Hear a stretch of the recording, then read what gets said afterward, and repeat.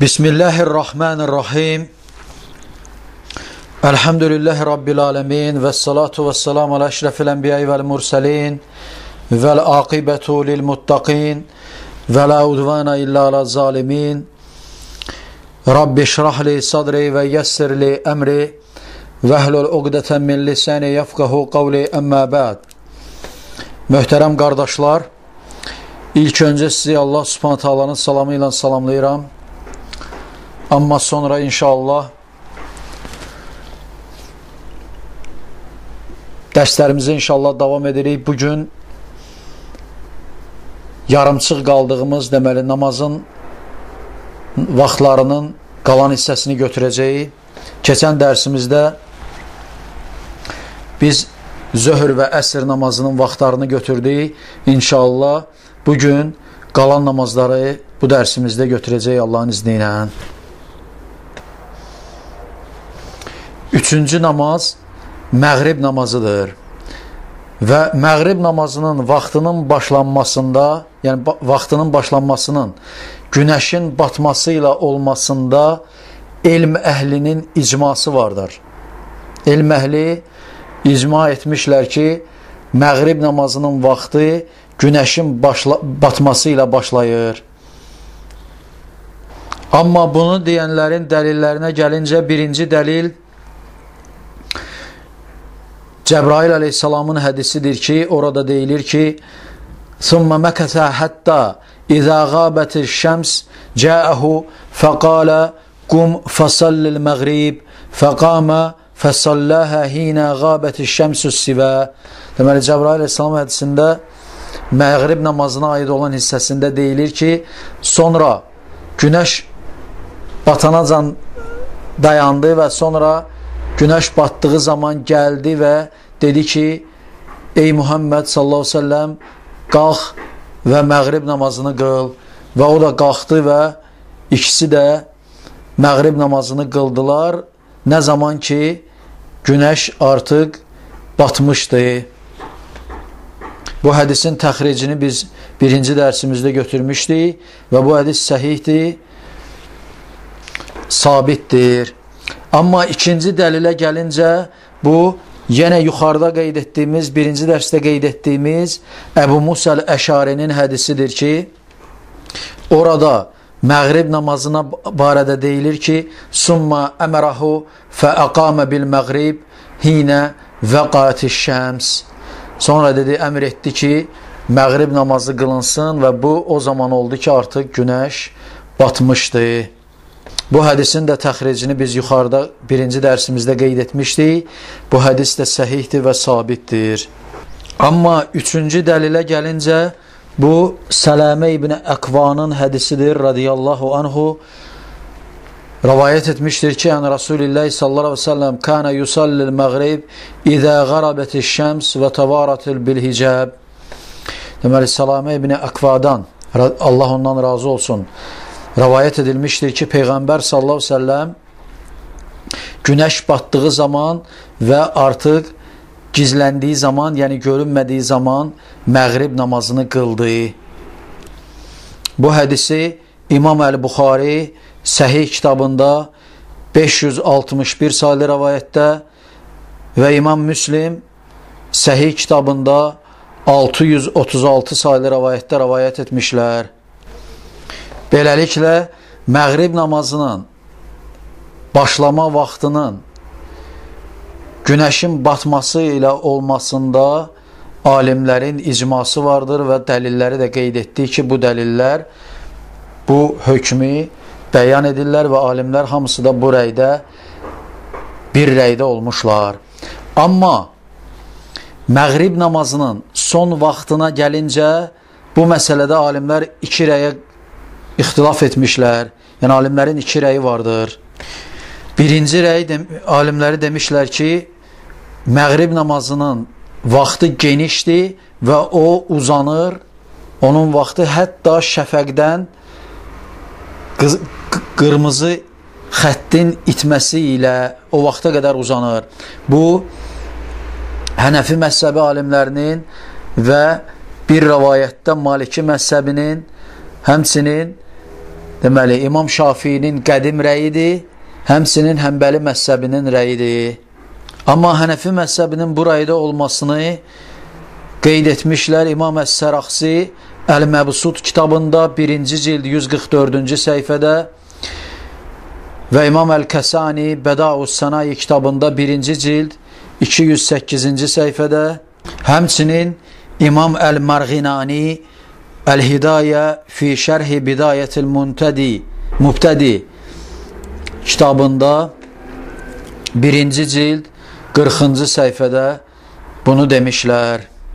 Amma bu rəyin Maliki məzhəbindən olan bir rəy olmasını isə İmam İbn Abdülbər Əl-Kafi kitabında 34-cü səhifədə və İbn Rüşd Bidayətül Müctəhid kitabında 1-ci cild 238-ci səhifədə bunu demişlər.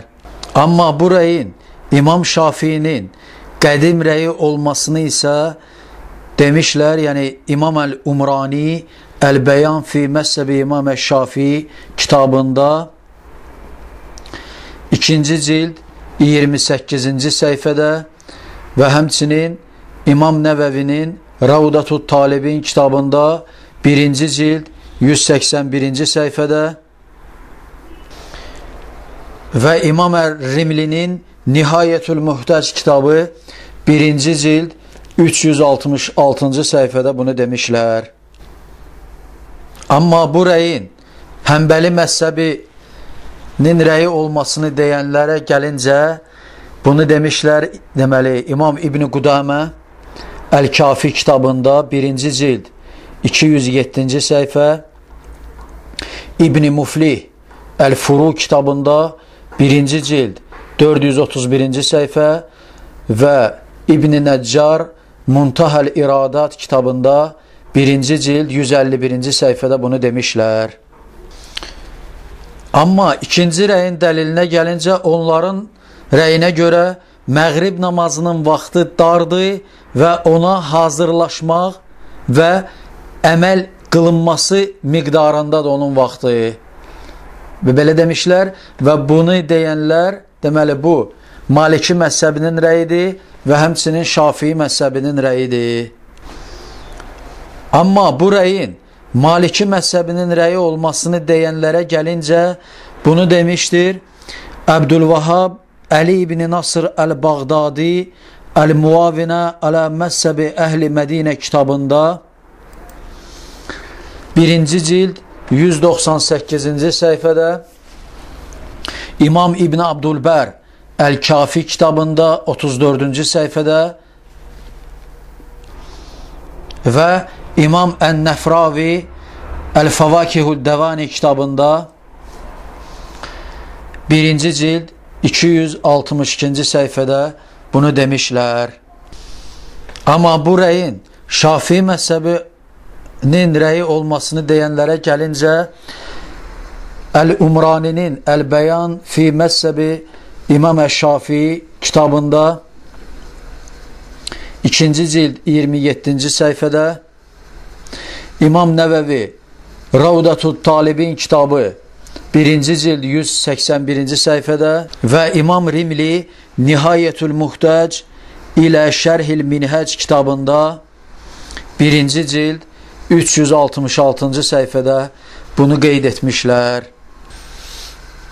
Amma bu iki rəyi deyənlərin dəlillərinə gəlincə, birinci rəyin dəlilləri bunlardır ki, birinci dəlil, deməli, yuxarıda qeyd etdiyimiz, keçən dərsimizdə qeyd etdiyimiz Abdullah ibn Amrın məşhur hədisidir ki, orada deməli Peyğəmbər sallallahu əleyhi və səlləm demişdir ki, və vaxtı salatul məğrib mə ləm yuğibu şəms mə lə yuğibu şəfaq. Deməli, Abdullah ibn Amr radiyallahu anhudan rəvayət edilən hədisdə Peyğəmbər sallallahu əleyhi və səlləm dedi ki, məğrib namazının vaxtı şəfəqin qeyb olmasına qədərdir. Yəni şəfəqdə, üfüqdə qızartının, qırmızı xəttin itməsinə qədərdir. Bu hədisin təxricini biz zikr etmişdik və bu hədis səhihdir və sabitdir. Bu barədə gələn ikinci dəlil isə Əbu Musa Əl-Əşari radiyallahu anhunun hədisidir. Yəni biz onu yuxarıda zikr etmişdik keçən dərsimizdə və burada deyilir ki, bu hədisdə "Summa akhara al-maghrib hatta kana inda suqutu şafaq, thumma qala fi axirihi al-vaqtu beynə hədeyni." Deməli deyilir ki, burada sonra məğribi təxir etdi, hətta şəfəqin itməsinə qədər tərk etdi, yəni təxir etdi və sonra axırda isə dedi ki, namazların vaxtı, yəni bu iki vaxtın arasındadır. Yəni birinci gün, yuxarıda qeyd etdiyimiz hədislərdə də, yəni birinci gün gəldi namazın ilk vaxtında, ikinci gün isə son vaxtında və bu hədisin də təxricini biz keçən dərsimizdə etmişdik və bu hədis səhihdir və sabitdir. Amma burayı deyənlərin üçüncü dəlilinə gəlincə, bu da yenə yuxarıda qeyd etdiyimiz Əbu Qatadənin hədisidir radiyallahu anhu.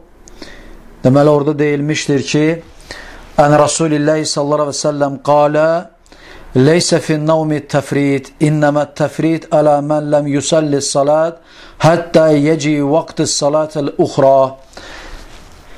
Deməli, Peyğəmbər sallallahu aleyhi ve sellem demişdir ki, yuxuda, yəni yatmaqda ifrata varmaq yoxdur.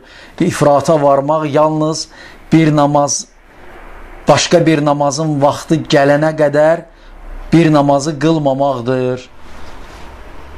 Bu hədis də səhihdir və sabitdir. Biz onun təxricini yuxarıda keçən dərsimizdə qeyd etmişdik. Amma ikinci rəyi deyənlərin dəlillərinə gəlincə, onların birinci dəlili məşhur Cəbrailin hədisidir aleyhissalam. Deməli, bu hədisdə deyilir ki, deməli, ثُمَّ مَكَثَ حَتَّى إِذَا غَابَتِ الشَّمْسِ جَاءَهُ فَقَالَ قُمْ فَصَلِّ مَغْرِبْ فَقَامَ فَصَلَّاهَا حِينَ غَابَتِ الشَّمْسِ سِوَى. Deməli, deyilmişdir ki, deməli, birinci gün hətta sonra gəldi və günəş batanda gəldi və dedi ki, dur və məğribi qıl və durdular, ikisi də məğribi qıldılar, hətta günəş batdığı zaman və sonra ikinci gündə isə və fi yevmis sani thumma ja'ahu lil maghrib hina ghabatis shams vaqtan wahidan lam yazul anhu faqala qum fasalli fasallal maghrib. Sonra ikinci gün isə məğrib namazı üçün gəldi, hətta günəş batdığı zaman və birinci günün vaxtında gəldi ki, hətta həmin vaxt idi və dedi ki, qalx və namazı qıl və qalxdı və məğrib namazını qıldılar. Bu hədisin təxricini də biz yuxarıda keçən dərsimizdə demişdik və bu hədis də səhihdir və sabitdir. Amma burayı deyənlərin ikinci dəlilinə gəlincə, deməli, onlar demişlər ki, bu namaz da, yəni məğrib namazı da o biri 5 vaxt, vacib olan 5 vaxt namaz kimidir və onları ilk vaxtında icra etmək, yəni namazın vaxtı girdiyi zaman icra etmək lazımdır. Amma bu iki rəydən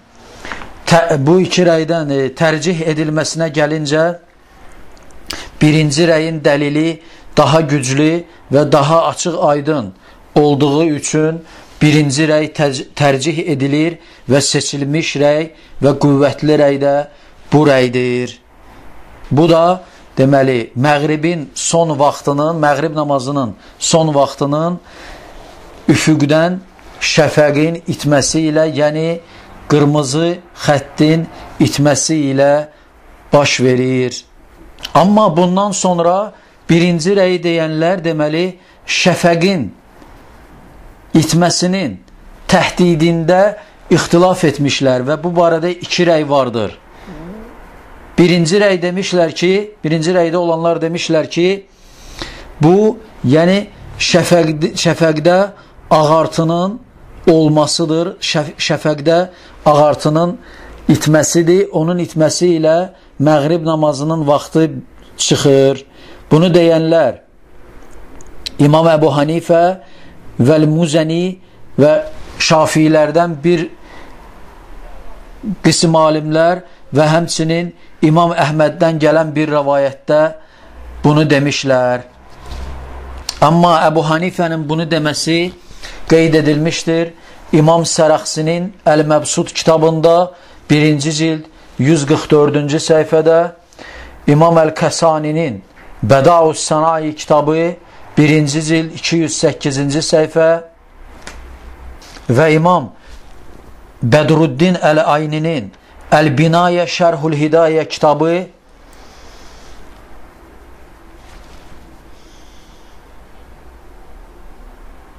2-ci cild 27-ci səhifədə bunu demişlər. Amma Şafii məzhəbindən olan Əl-Muzəninin bunu deməsinə gəlincə, Əl-Umraninin Əl-Bəyan kitabı 2-ci cild 29-cu səhifədə, İmam Nəvəvinin Əl-Məcmu kitabı 3-cü cild 45-ci səhifədə və İmam Xatib Əş-Şirbininin Muğnil Muhtac kitabı 1-ci cild 192-ci səhifədə bunu demişlər. Amma burayın İmam Əhməddən gələn bir rəvayətdə olmasını isə İbn-i Muflih Əl-Furu kitabında 1-ci cild 431-ci səhifədə və İmam Əl-Mərdavi Əl-İnsaf kitabında 3-cü cild 153-cü səhifədə bunu demişlər. Amma ikinci rəyə gəlincə, bu rəyi deyənlər demişlər ki, şəfəqdən məqsəd şəfəqin təhdidi qırmızılığın itməsi ilədir və bunu deyənlər deməli İmam Əbu Hanifədən və onun iki tələbəsi Əbu Yusuf və Muhammed bin Həsəndən gələn bir rəvayətə görədir. Həmçinin alimlərin cümhuru bunu demişdir. Deməli, Maliki məzhəbinin, Şafii məzhəbinin və Həmbəli məzhəbində alimləri demişlər və Həmbəli məzhəbində bu məşhur olan rəylərdəndir. Amma İmam Əbu Hanifə və iki tələbəsinin bu rəyi deməsini kimlərin qeyd etməsinə gəlincə, İmam Əs-Saraxsi Əl-Məbsud kitabında 1-ci cild 144-cü səhifədə, İmam Əl-Kəsani Bədəus-Sənai kitabında 1-ci cild 208-ci səhifədə və Bədruddin Əl-Ayni Əl-Binayə fi Şərhil Hidayə kitabında 2-ci cild 27-ci səhifədə bunu qeyd etmişlər. Amma Maliki məzhəbinin bunu deməsinə gəlincə bunu qeyd etmişdir alimlərdən İbn Abdülbər Ət-Təmhid kitabında 1-ci cild 120-ci səhifədə, Əl-Hattab Əl-Ruayni Məvahib-ü Cəlil kitabında 2-ci cild 25-ci səhifədə və Şərh-ü Zurqani Ələ Xəlil kitabında 1-ci cild 253-cü səhifədə bunu demişlər. Amma Şafii məzhəbindən alimlərinin bunu deməsinə gəlincə bunu qeyd etmişlər. İmam Nəvəvi Əl-Məcmu kitabında 3-cü cild 41-ci və 44-cü səhifələrdə, Əl-Xatib Əş-Şirbini Muğnil Muhtac kitabında 1-ci cild 190-cı səhifədə və İmam Rimli Nihayətül Muhtac kitabında 1-ci cild 366-cı səhifədə bunu qeyd etmişlər. Amma bu rəyin Həmbəli məzhəbində məşhur rəy olmasını deyənlərə gəlincə bunu qeyd etmişlər. İbn-i Qudamə Əl-Muğni kitabında 2-ci cild 25-ci səhifədə, İbn-i Muflih Əl-Furu kitabında 1-ci cild 431-ci səhifədə və İmam Əl-Buhuti Kəşşəful Qina kitabında 2-ci cild 94-cü səhifədə bunu demişlər. Amma bu iki rəydə olanların dəlillərinə gəlincə, birinci rəyin dəlilləri aşağıdakılardır və birinci dəlil Peyğəmbər sallallahu əleyhi və səlləmin Əbu Məsuddan rivayət edilən hədisdir ki, Peyğəmbər sallallahu əleyhi və səlləm demişdir ki: "Və axiru vaqtil məğrib izə əsvədul ufuq." Deməli, Peyğəmbər sallallahu əleyhi və səlləm dedi ki, məğrib namazının axır vaxtı üfüqün qaraldığı zamandır.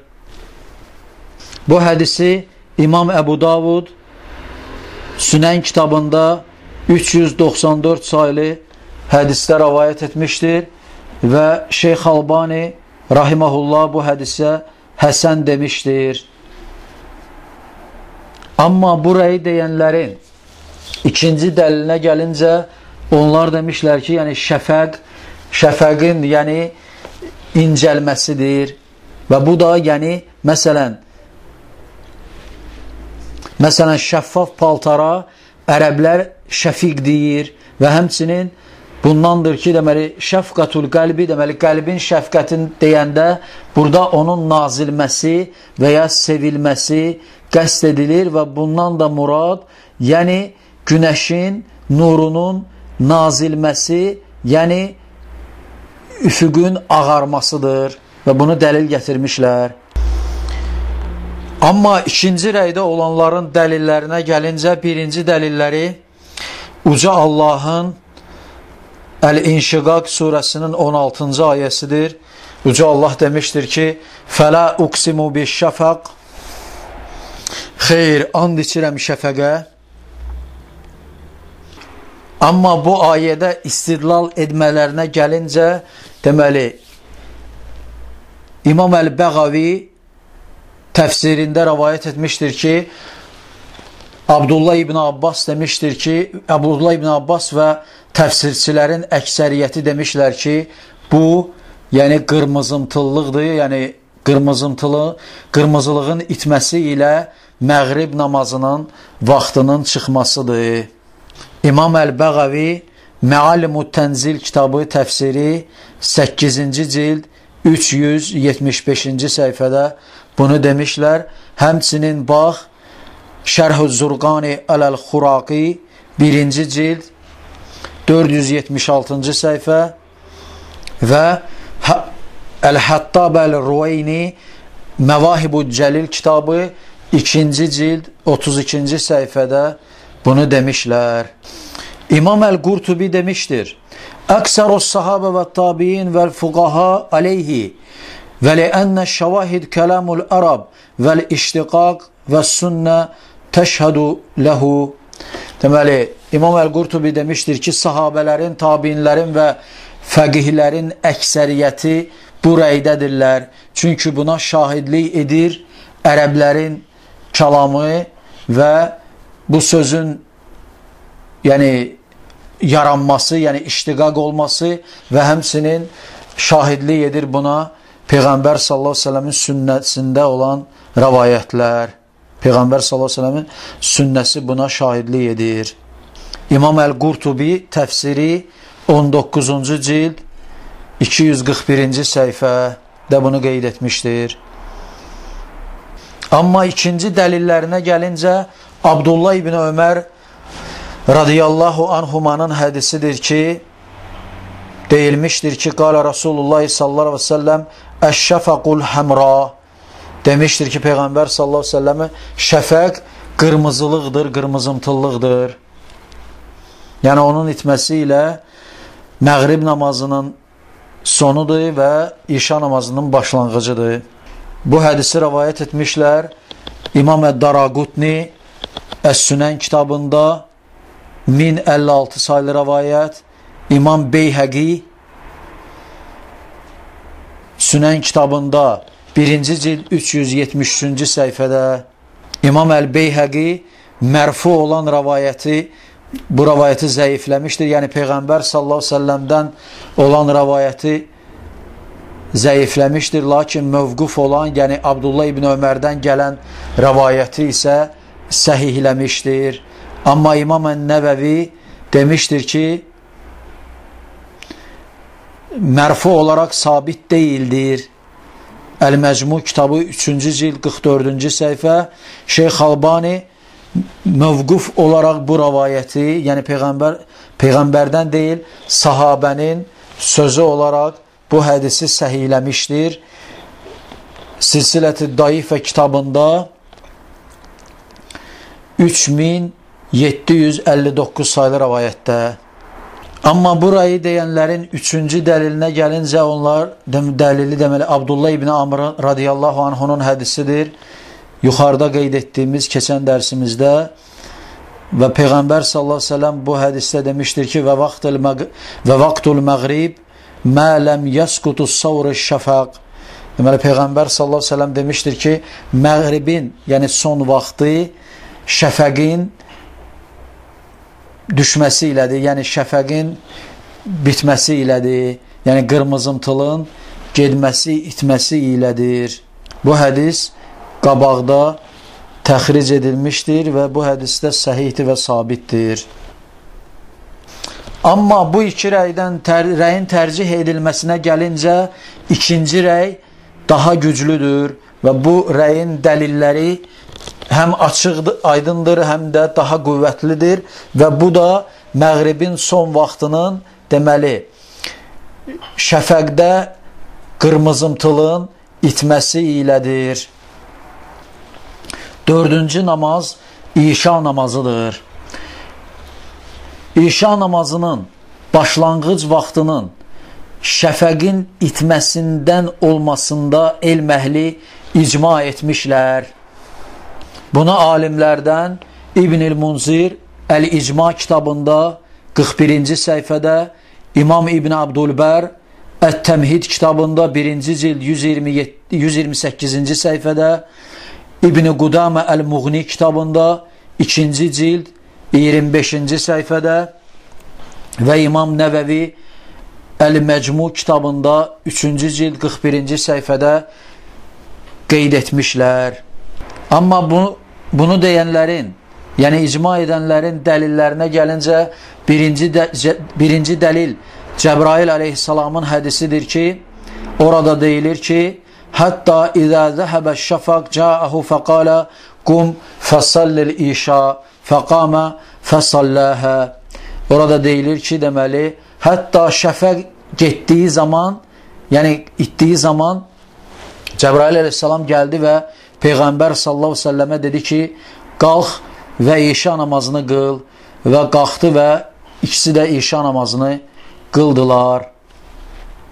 Bu hədisin təxrici də keçən dərsimizdə qeyd edilmişdir və bu hədis səhihdir və sabitdir. İkinci dəlillərinə gəlincə, yenə keçən dərsimizdə qeyd etdiyimiz Əbu Musa Əl-Əşarinin hədisidir radiyallahu anhu. Orada deyilir ki, summa əmərəhu fəəqaməl işa hinə qabəş şəfəq. Sonra əmr etdi ki, işanı qılsınlar və bu da yəni şəfəqin itməsi zamanı olmuşdur. Bu hədisin də təxricini biz keçən dərsimizdə götürmüşdik və bu hədis də səhihdir və sabitdir. Amma üçüncü dəlillərinə gəlincə, bu deməli Həzrət Ayşə radiyallahu anhanın hədisidir. Sözüdür ki, orada deyilir ki, kanu yusallunal işa fīmā beynə ən yuğibə şəfaq ilə sulsil leylil əvvəl. Deməli, bu rəvayətdə deyilir ki, işa namazını qıldılar, deməli, şəfəqin itməsi vaxtı ilə üçüncü, deməli, gecənin son 1/3-nin başlanğıcı ilk vaxtında arasında qıldılar. Bu hədisi İmam Əl-Buxari Səhih kitabında 569 saylı rəvayətdə rəvayət etmişdir. Amma işa namazının son vaxtına gəlincə, bu məsələdə alimlər ixtilaf etmişlər və alimlərin bu barədə 4 dənə rəyi vardır.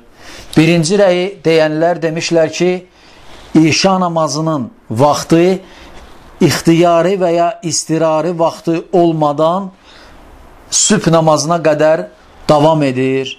Yəni, işa namazının vaxtı ta sübh namazının vaxtının girəcəyinə qədərdir.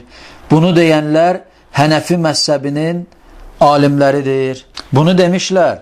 Deməli, İmam Əl-Kəsani Bədaud Sənayi kitabında 1-ci cild 209-cu səhifədə, həmçinin Bədruddin Əl-Ayni Əl-Binayə fi Şərhil Hidayə kitabında 2-ci cild 29-cu səhifədə, həmçinin Şeyxzadə Damad və Əl-Əla Əl-Haskəfi Məcməul Ənhər fi Şərhil Multəqal Əbhər kitabında 1-ci cild 95-ci səhifədə bunu qeyd etmişlər. Amma ikinci rəyi deyənlər isə demişlər ki, deməli, İşa namazının son vaxtı, son ixtiyari vaxtı gecənin son 1/3-ə qədər və zəruri vaxtı isə sübh namazının vaxtına qədərdir. Və bunu deyənlər Maliki məzhəbində məşhur olan rəydir. Şafii məzhəbi alimləri və Həmbəli məzhəbin alimləri bunu demişlər. Amma bunu deyənlərə gəlincə, deməli, İmam Maliki məzhəbində məşhur olduğunu bu rəyin deyənlərə gəlincə, bunu qeyd etmişdir, deməli, İbn Abdülbər Əl-Kafi kitabında 35-ci səhifədə, İbn Rüşd Bidayətül Müştəhid kitabında 1-ci cild 241-ci səhifədə və Ən-Nəfravi Əl-Fəvakihud Dəvani kitabında 1-ci cild 262-ci səhifədə bunu qeyd etmişlər. Amma bu rəyin Şafii məzhəbi alimlərindən olmasını qeyd edənlərə gəlincə, bunu qeyd etmişlər. İmam Əş-Şirazi Əl-Muhəzzəb kitabında 1-ci cild 180-ci səhifədə, İmam Ən-Nəvəvi Ravdatu Talibin kitabında 1-ci cild 182-ci səhifədə və İmam Ər-Rimli Nihayətül Muhtəc kitabında 1-ci cild 371-ci səhifədə bunu qeyd etmişlər. Amma Hənəfi məzhəbindən, amma Həmbəli məzhəbindən olanların bu rəyi deməsinə gəlincə, bunu qeyd etmişlər. İbn Muflih Əl-Furu kitabında 1-ci cild 432-ci səhifədə,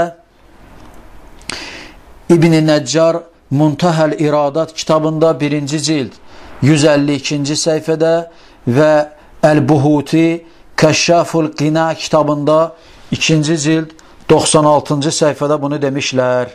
Amma üçüncü rəyi deyənlər, deməli, demişlər ki, İşa namazının son vaxtının ixtiyari vaxtı gecənin yarısına qədər, zəruri vaxtı isə sübh namazının vaxtına qədərdir. Bunu deyənlər Maliki məzhəbində olanlardan bir rəvayətdə gəlmişdir bu barədə. Həmçinin İmam Şafiinin qədim rəyidir.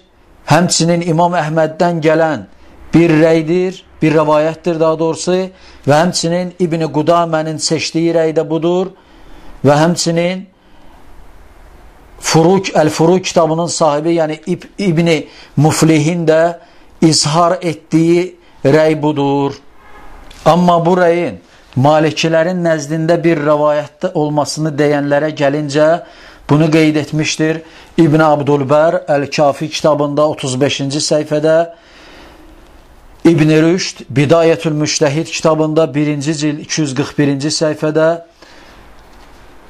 və Əl-Hattab Əl-Rueyni Məvahibü Cəlil kitabında 2-ci cild 36-cı səhifədə bunu demişlər.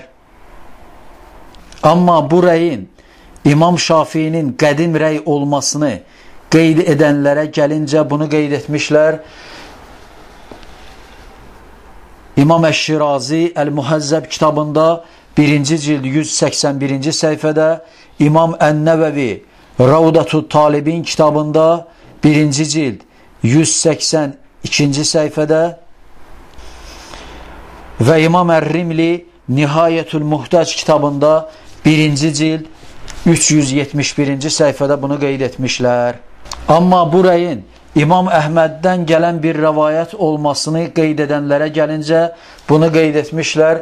İbn Qudamə Əl-Kafi kitabında 1-ci cild 209-cu səhifədə, İmam Əl-Mərdavi Əl-İnsaf kitabında 3-cü cild 158-ci səhifədə və İmam Əl-Buhuti Kəşşaful Qina kitabında 2-ci cild 96-cı səhifədə bunu qeyd etmişlər. İmam İbn Qudamə bu rəyi seçmişdir. Əl-Muğni kitabı 2-ci cild 28-ci səhifədə və həmçinin Əl-Furu kitabının sahibi də İbn-i Muflih bu rəyi izhar etmişdir. Deməli, 1-ci cild İbn-i Muflih Əl-Furu kitabında 1-ci cild 432-ci səhifədə bunu qeyd etmişdir. Amma 4-cü rəyi deyənlərə gəlincə, onlar demişlər ki, İşa namazının axır vaxtı gecənin yarısına qədərdir və onun zəruri vaxtı yoxdur. Bunu deyənlər Şafii məzhəbindən bəzi alimlər və həmçinin Həmbəli məzhəbindən olan bəzi alimlərdir. Amma bu rəyin Şafii məzhəbindən bəzi alimlərin deməsinə gəlincə, bunu qeyd etmişdir. Əl-Umrani Əl-Bəyan kitabında 2-ci cild 31-ci səhifədə və İmam Nəvəvi Ravdatu Talibin kitabı 1-ci cild 182-ci səhifədə və İmam Nəvəvi həmçinin Əl-Məcmu kitabında 3-cü cild 41-ci səhifədə bunu qeyd etmişlər. Amma bu rəyin Həmbəli məzhəbindən bəzi alimlərin deməsini qeyd edənlərə gəlincə, bunu qeyd etmişlər. İbn-i Muflih Əl-Furu kitabında 1-ci cild 433-cü səhifədə, həmçinin İbn-i Muflih Əl-Mubdi kitabında 1-ci cild 346-cı səhifədə, İmam Əl-Mərdavi Əl-İnsaf kitabında 3-cü cild 161-ci səhifədə və həmçinin İbn Useymin Şərhul Mumti kitabında 2-ci cild 114-cü səhifədə bunu qeyd etmişlər. Amma bu rəyi deyənlərin dəlillərinə gəlincə, birinci rəyin dəlilləri aşağıdakılardır. Deməli, birinci dəlil Əbu Hüreyrə radiyallahu anhudan rəvayət edilən hədisdir ki, Peyğəmbər sallallahu aleyhi ve sellem demişdir ki, və axiru vaxtul işə hinə yutləvul fəcr. Deməli, Əbu Hüreyrədən radiyallahu anhu rəvayət edilmişdir ki, Peyğəmbər sallallahu aleyhi ve sellem dedi ki, və işə namazının axır vaxtı fəcrin doğuşu zamanıdır. Yəni, sübh namazının vaxtının girməsidir. Lakin bu hədisin təxricinə gəlincə, bu hədisin bu ləfslə rəvayət olunmasını barədə İmam Əz-Zəylai Nəsbur-Rayə kitabının 1-ci cildi 234-cü səhifəsində bu hədis barədə qərib demişdir. İbn Həcər Əl-Əsqalani Əd-Dirayə kitabında 1-ci cild 103-cü səhifədə bu hədisi tapmadım demişdir. Həmçinin İmam Bədruddin Əl-Ayni Əl-Binayə fi Şərh-il Hidayə kitabının 2-ci cildi 30-cu səhifəsində bu hədis barədə qərib olduğunu demişdir. Həmçinin İbn-i Humam Fəthul Qədir kitabının 1-ci cildi 224-cü səhifəsində namazın vaxtları barəsində olan hədislər arasında belə bir hədisin olmadığını və ya tapmadığını demişdir. Beləliklə bu hədis zəifdir və mərdud hədislərdəndir. Amma birinci rəyi deyənlərin ikinci dəlilinə gəlincə, deməli, bu barədə gələn bütün rəvayətlərə istinad etmişlər və bunlar Cəbrail əleyhissalamın hədisidir ki, həmçinin İbn Ömərin yuxarıda qeyd edilən hədisidir, həmçinin Həzrəti Ayşə radiyallahu anhanın yuxarıda qeyd edilən hədisidir ki, daha doğrusu qeyd edilən hədisidir ki, hansı ki orada qeyd edilir ki, hətta Peyğəmbər sallallahu aleyhi ve sellem işa namazını gecənin bütövünün getdiyi zamana qədər təxirə saldı. Bu hədisi İmam Müslim Səhih kitabında 638 saylı hədisdə rəvayət etmişdir. Amma onların üçüncü dəlilinə gəlincə, Əbu Qatadə radiyallahu anhunun hədisidir ki, Peyğəmbər sallallahu aleyhi ve sellem demişdir ki, Leysə finnəvmit təfrid, innəmət təfrid alə mən ləm yusallis salat həttə yeciyu vaxtı salatil uxra. Deməli, yuxarıda qeyd etmişik biz bu hədisi, Əbu Qatadədən radiyallahu anhudan rəvayət edilmişdir ki, Peyğəmbər sallallahu aleyhi ve sellem dedi ki, yuxuda yatmaqda ifrata varmaq yoxdur. İfrata varmaq yalnız bir namazın vaxtının girməsinə qədər hətta o biri namazı qılmamaqdır. Bu hədisin də təxricini biz keçən dərsimizdə qeyd etmişdik və bu hədis səhihdir və sabitdir. Amma ikinci rəyi deyənlərin dəlillərinə gəlincə, birinci dəlilləri Cəbrail əleyhissalamın hədisidir ki, orada deyilir ki,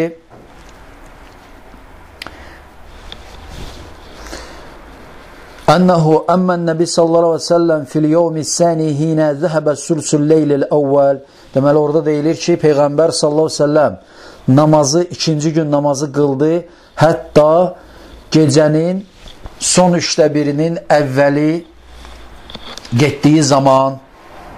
Hədisin də təxricini biz keçən dərsimizdə etmişdik və bu hədis səhih və sabitdir. Həmçinin ikinci dəlilləri də Həzrət Ayşə radiyallahu anhanın hədisidir ki, orada deyilir ki, كانوا يصلون العشاء فيما بين أن يغيب الشفق إلى ثلث الليل الأول. Demək deyilir ki, Həzrət Ayşə radiyallahu anha demişdir ki, İşa namazını qıldılar, deməli şəfəqin itməsi vaxtından gecənin son üçdə birinin əvvəl vaxtına qədər. Bu hədisin təxricini inşallah biz yuxarıda götürmüşdük və bu hədis səhihdir və sabitdir.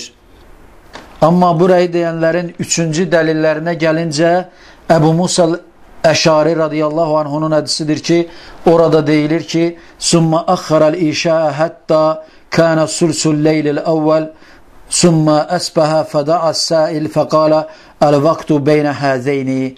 Sonra İşa namazını təxirə saldı, hətta gecənin son üçdə birinin əvvəlinə qədər, sonra sübh namazı gəldi və sonra dedi ki, bu iki namazın, bu iki vaxtın arasında namazlardır. Yəni 5 vaxt namaz bu iki vaxtın arasındadır. Bu hədisin təxrici də biz keçən dərsimizdə etmişdik və bu hədis səhihdir və sabitdir.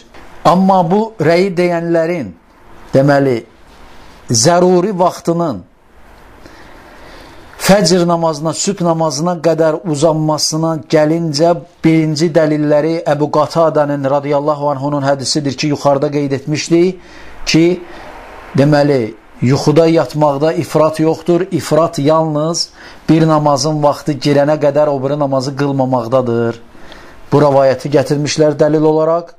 Və həmçinin ikinci dəlilləri qavlü səhabeyyin Abdurrahman ibn-i Avf və Abdullah ibn Abbas radiyallahu anhum İzə taharatil haid qablə qurubi şəms sallət əz-zuhur vəl-asr və İzə taharat qabləl fəcr sallət məğrib vəl-işa. Deməli, iki sahabənin qövlüdür ki, Abdurrahman ibn Avf və Abdullah ibn Abbas radiyallahu anhumun sözləridir ki, demişlər ki, heyizli qadın gün batandan qabaq təmizlənmiş olarsa, yəni heyizdən kəsilmiş olarsa, bu zaman zöhrü və əsri qılar. Əgər fəcirdən qabaq təmizlənmiş olarsa, bu zaman məğrib və işanı qılar. Bu rəvayətləri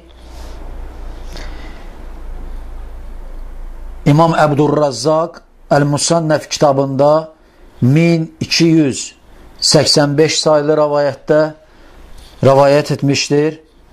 Lakin bu hədis zəifdir. Çünki Əbdurrahman ibn Avfdan rəvayət edilən ravi məchul ravidir. Bu səbəbdən də hədis zəifdir.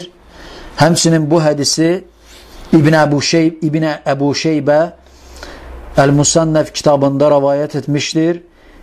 7204 sayılı rəvayətdə və İmam Beyhəqi Sünən kitabında 1-ci cild 387-ci səhifədə Lakin bu hədisdə də zəiflik vardır.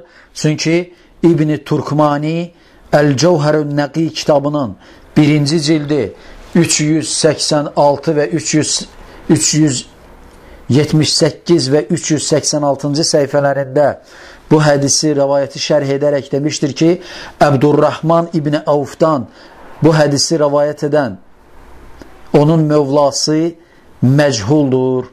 Yəni, məlumatı yoxdur. Lakin Abdullah İbn Abbasdan gələn rəvayəti isə İbn Əbi Şeybə Əl-Musənnəf kitabında 7206 saylı rəvayətdə rəvayət etmişdir. Lakin bu hədisdə də zəiflik vardır.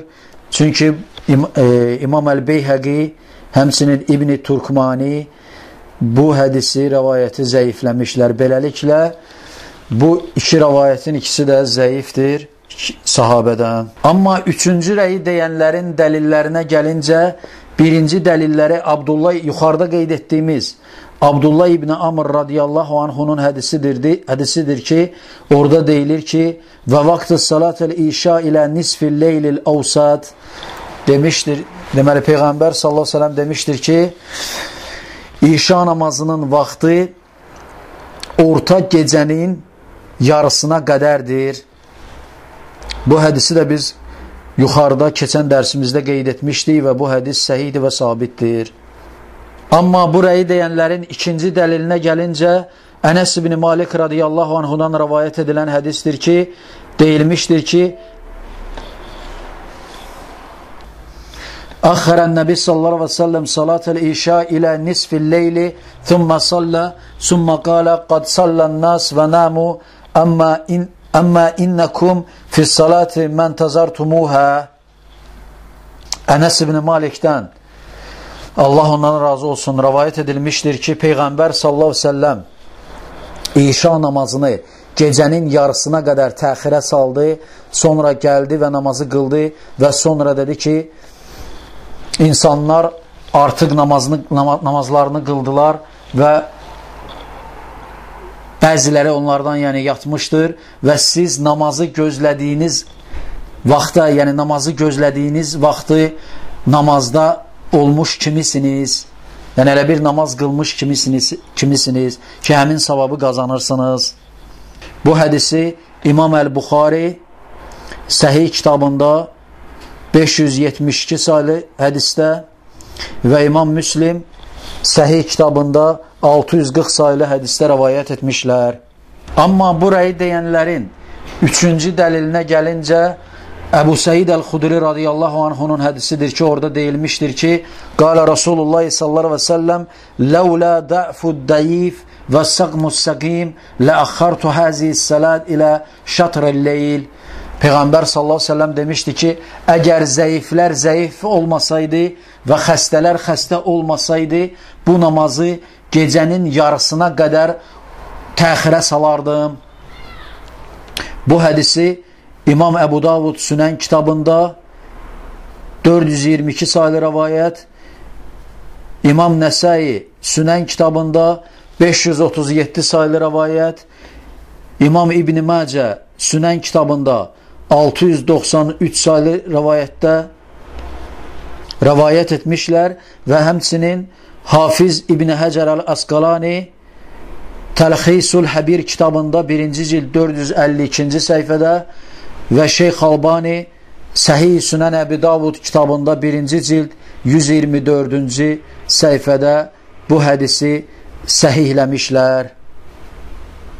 Amma dördüncü rəyi deyənlərin dəlillərinə gəlincə, onlar deməli, üçüncü rəyi deyənlərin dəlilləri ilə istidlal etmişlər ki, və demişlər ki, yəni işa namazının son vaxtı gecənin yarısına qədərdir. Lakin bu rəylərdən tərcih edilən rəyə gəlincə, bu ikinci rəydir. Bu da deməli, işa namazının son vaxtının, ixtiyari vaxtının gecənin son 1/3-nin başlanğıcına qədər, zəruri vaxtının isə gecənin sübh namazının vaxtının girəcəyinə qədər olmasıdır. Bu da bu rəyi deyənlərin dəlillərinin güclü və daha açıq aydın olmasına görədir. 5-ci namaz fəcr namazıdır, sübh namazıdır. Və alimlər sübh namazının vaxtının günəşin doğmağa başlaması olduğunu və bu fəcr-i sadiqin vaxtı olmasına deməli alimlər icma etmişlər. Bunu qeyd edən alimlərə gəlincə İbn-i Munzir Əl-İcma kitabında 41-ci səhifədə, İbn Abdülbər Ət-Təmhid kitabında 1-ci cild 130-cu səhifədə, İbn Qudamə Əl-Muğni kitabında 2-ci cild 29-cu səhifədə, İmam Nəvəvi Əl-Məcmu kitabında 3-cü cild 46-cı səhifədə və İbn Teymiyyə Şeyxülislam Məcmul Fətava kitabında 24-cü cild 23-cü səhifədə bunu qeyd etmişlər. Amma burayı deyənlərin dəlillərinə gəlincə, birinci dəlil Abdullah İbni Amrın yuxarıda qeyd etdiyimiz hədisdir ki, Peyğəmbər sallallahu aleyhi ve sellem orada demişdir ki, və vaxtı salatı subh min tulu'il fəcr, deməli sübh namazının vaxtı günəşin doğmasından, vaxtındandır, başlayır. Bu hədisin təxricini də biz keçən dərsimizdə etmişdik və bu hədis səhihdir və sabitdir.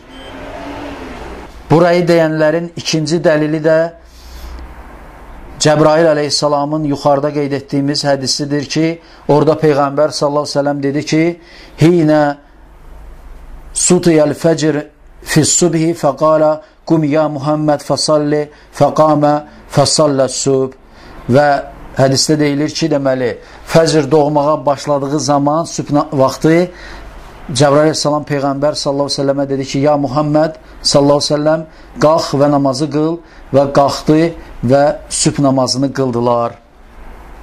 Bu hədisin də təxricini biz keçən dərsimizdə etmişdik və bu hədis səhihdir və sabitdir. Bu rəyi deyənlərin üçüncü dəlilinə gəlincə, bu İmam deməli sahabə Əbu Musa Əl-Əşarinin radiyallahu anhu hədisidir ki, orada deyilir ki, deməli, fəqaməl fəcr hinə inşaqqal fəcr və nəs lə yukadu yu'rafu ba'dahum ba'da fəqalən nəbi sallallahu aleyhi ve sellem fi axirihi əl-vaqtu beynə həzeyn. Deməli, Əbu Musa Əl-Əşari radiyallahu anhudan rəvayət edilmişdir ki, deməli, fəcr namazını qıldılar. Fəcrin söküldüyü vaxt, doğmağa başladığı zaman, yəni işıqlaşmağa başladığı zaman və insanların bəzilərini az qala tanımazdılar. Və Peyğəmbər sallallahu aleyhi ve sellem namazı qılandan sonra axırda dedi ki, yəni 5 vaxt namazın vaxtı bu iki vaxtın arasındadır. Bu hədisin təxricini də biz keçən dərsimizdə etmişdik və bu hədis səhihdir və sabitdir. Amma sübh namazının axır vaxtına gəlincə bu məsələdə ixtilaf etmişlər alimlər və bu barədə alimlərin iki rəyi vardır. Birinci rəyi deyənlər demişlər ki, bu günəşin doğmasıdır və ixtiyari və istirari vaxtda heç bir fərq yoxdur. Bunu deyənlər, deməli, Hənəfi məzhəbi alimləri, Maliki məzhəbindən bir rəvayətdə və həmçinin Həmbəli məzhəbində məşhur olan rəyidir. Amma Hənəfilərin bu rəyi deməsinə gəlincə, bunu qeyd etmişlər İmam Əl-Kəsani Bədaü's-Sanayi kitabında 1-ci cild 205-ci səhifədə, Bədruddin Əl-Ayni Əl-Binayə fi Şərh-i Hidayə kitabında 2-ci cild 9-cu səhifədə və Haşiyyətü İbn Abidin kitabında 2-ci cild 14-cü səhifədə bunu qeyd etmişlər. Amma bu rəyin Maliki məzhəbindən olanların bir rəvayət olmasını deyənlərə gəlincə, bunu qeyd etmişdir. İbn Rüşd Bidayətül Müştəhid kitabında 1-ci cild 243-cü səhifədə, Şərh-ü Zurqani Alə Xəlil kitabında 1-ci cild 254-cü səhifədə, həmçinin Ən-Nəfravi Əl-Fəvakihud Dəvani kitabında 1-ci cild 257-ci səhifədə bunu qeyd etmişlər. Amma Həmbəli məzhəbində məşhur olan rəyi deyənlərə gəlincə bunu qeyd etmişlər. İbn Qudamə Əl-Kafi kitabında 1-ci cild 210-cu səhifədə, İbn Muflih Əl-Furu kitabında 4-cü cild 434-cü səhifədə və İbn Nəccar Muntahəl İradat kitabında 1-ci cild 152-ci səhifədə bunu qeyd etmişlər. Amma ikinci rəy deyənlərin isə demişlər ki, bu havanın ağarmasıdır və o uzanır zəruri vaxtında, deməli sübh namazının ta günəşin çıxmasına qədər uzanır. Bunu demişlər Maliki məzhəbinin alimləri, Şafii məzhəbinin alimləri və Həmbəli məzhəbindən bəzi alimlər bunu qeyd etmişlər, bu rəyi qeyd etmişlər. Amma Maliki məzhəbindən bunu deyənlərə gəlincə bunu qeyd etmişlər. İbn Abdülbər Əl-Kafi kitabında 35-ci səhifədə, Əl-Hattab Ər-Rueyni Məvahib-ü Cəlil kitabında 2-ci cild 32-ci səhifədə və Şərh-ü Zurqani Əl-Xəlil kitabında 1-ci cild 254-cü səhifədə bunu qeyd etmişlər. Amma bu rəyin Şafiilərdən olan alimlərin deməsinə gəlincə bunu qeyd etmişlər. İmam Şirazi Əl-Muhəzzəb kitabında 1-ci cild 182-ci səhifədə, İmam Ən-Nəvəvi Ravdatu Talibin kitabında 1-ci cild 182-ci səhifədə və İmam Rimli Nihayətül Muhtac kitabında 1-ci cild 371-ci səhifədə bunu qeyd etmişlər. Amma bu rəyi Həmbəlilərdən bəzi alimlərin dediyinə qeyd edilməsinə gəlincə bunu qeyd etmişlər. İbn Qudamə Əl-Muğni kitabında 2-ci cild 30-cu səhifədə, İbn Muflih Əl-Furu kitabında 1-ci cild 434-cü səhifədə və Ən-Nəcdi Haşiyyətül Muntaha kitabında 1-ci cild 152-ci səhifədə bunu qeyd etmişlər.